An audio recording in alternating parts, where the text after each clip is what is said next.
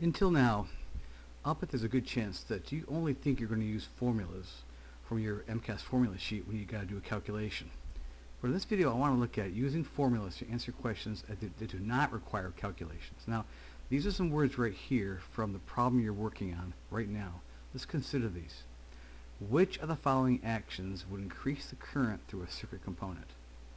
Now, are you going to do a calculation here? No, you're not, are you? Your answers are probably going to be things like increase the voltage, increase the power, decrease the voltage, things like that. So you're not doing a calculation. The answer is no. So how would you answer the question, do you think? How would you do it? Well, the way I want you to do is this, is to use the formula. Now here's the formula for power, right? P equals IV. It's asking about current. So we can get this version, can't we? Can't we divide by V on both sides? And isn't I equals P over V? Isn't that a version of that formula for I? So now, what kind of things increase the current? Would increasing power increase the current? Increase the top of the fraction? It would, wouldn't it? How about the bottom? We can't increase the bottom, then I'll make it smaller, so we got to reduce the bottom, let's reduce the voltage. So by looking at this formula, see, you can answer this question. How do you increase current? Oh, we either increase power or reduce voltage. Now if you didn't use that formula, how would you answer?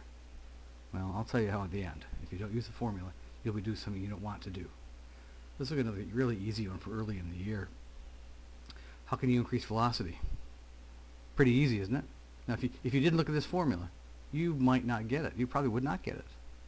But looking at the formula, now it's easy, isn't it? Increase the distance or reduce the time.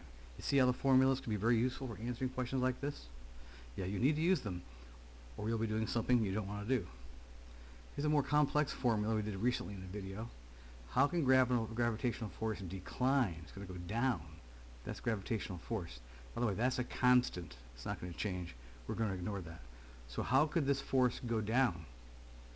Well, I hope you're thinking, using the formula, either reduce one or both of these, the masses, right? Or increase distance. Increasing the bottom would also reduce the force, wouldn't it? Can you see how only using this, I'll bet without that formula, without looking at it, you wouldn't get this. So the video code here is use the formula. Use the formula. To summarize, you must use the formula for a question like this one here, the one we saw in the beginning. Guess what you'll be doing if you don't? You'll be guessing. That's right. You'll look at it, you won't know what to do, you're not sure, you're just, well, I think maybe, kind of guess. Rather, if you look at the formula and change it if you have to, then you've got the two ways that we could increase our current, don't you? Sure. Use the formulas. Repeat after me. Use the formulas, even in questions where you're not doing a calculation, if they're asking about what will affect something else. Bye.